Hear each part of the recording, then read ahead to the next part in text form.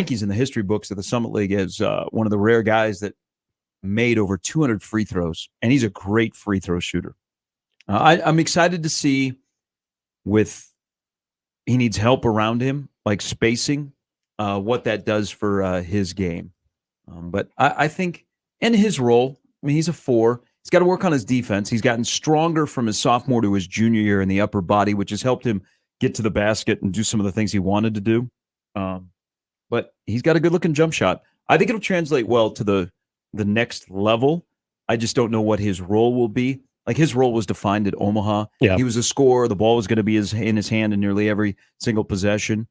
What will the role be at the next level? But I still think he could be a 10 to 12-point scorer. I got a good jump shot. He can get to the rim. He'll have to adjust to nightly bigger, stronger players. My only worry is, what is he going to guard in a conference like the Big Ten? How will that equate? Because that was not his strength at Omaha. How close? You're gonna have to remind me again. How close was he to Dean's record? About 350 plus away. Okay, I know that was kind of something that if he was able to do it during his time at Omaha would have meant something to him. But based on what you're saying, of some of the pull to come back to Omaha, but I think people are going to remember him as a guy that is one of the all-time greats. And I think that's kind of the cool thing about a local kid, even if you're going to go off and play somewhere else for that final year, which is so common, especially with mid-major players now, when you have that opportunity. But do you think he necessarily even needs the record for people to remember him? Oh, no. That way. No. Yeah.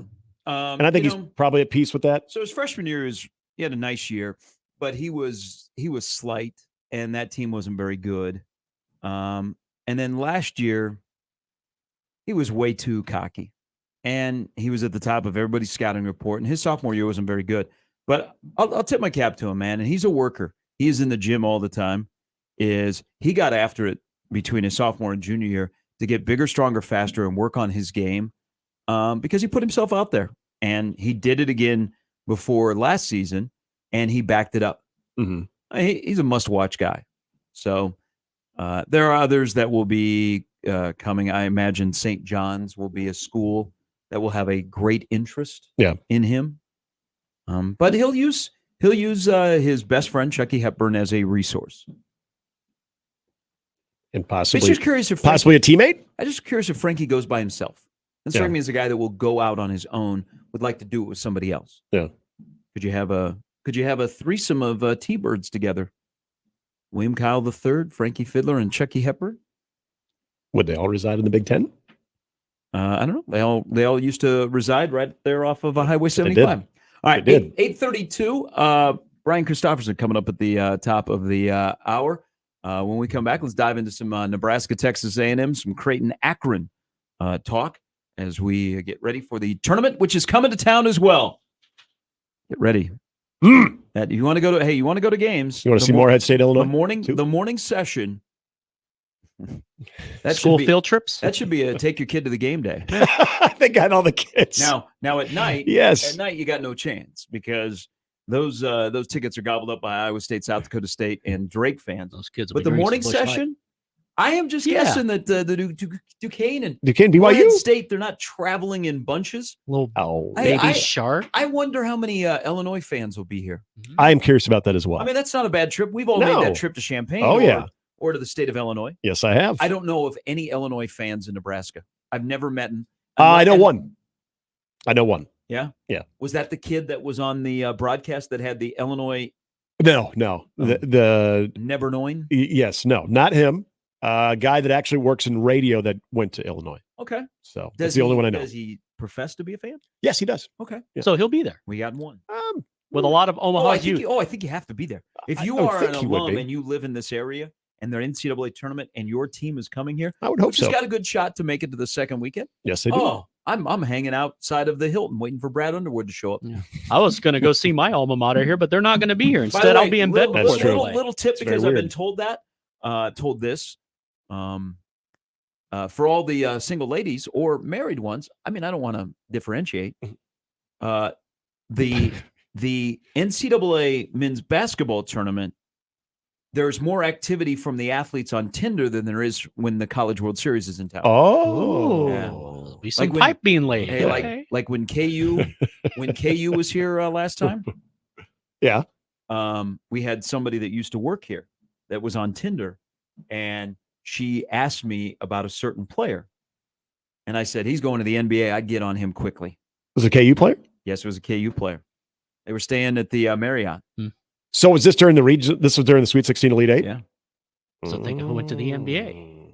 That's what I've been told by the younger people in this building that are on the dating apps. Yeah. Is that if you're looking for activity, basketball greater than baseball, which I'm surprised because I've heard a lot of stories of people hooking up at the Holodome and at the hotel on 72nd and Dodge during the old days of the College World Series. Like the Florida State players would slay this town. That's what I was told. Now, I don't know if that's true because Planting the spear, if you I will. was not looking to get slayed by a Florida State player. But Marshall McDougal, he was hitting home runs, whether it be in Tallahassee or in Omaha. That was the word on the street. Can I tell you this? What we used to do in high school is we knew that was kind of the thing. Is like the ladies would go over to the various hotels, and you had not as much Did you buy downtown. a Florida State uniform? No, but we did hang out in like the lobby, and so when we would walk out, and we were all baseball players in high Quick, school. wear the pants. We would walk out and like we were part of the team. We didn't Well, have you are hats part of or- a team. You didn't specify. but we would get hit on, and they would ask what position we played and who we played. You know, oh, are you guys? And yeah, we lied. Yeah, we said we were with. 1 year we were Arizona State. So we were Arizona State players. Okay. There was another year that we said USC. Hmm. Nothing ever came of it. In fact, one group of girls I think they were onto us, but yeah, we weren't the only ones who did that too.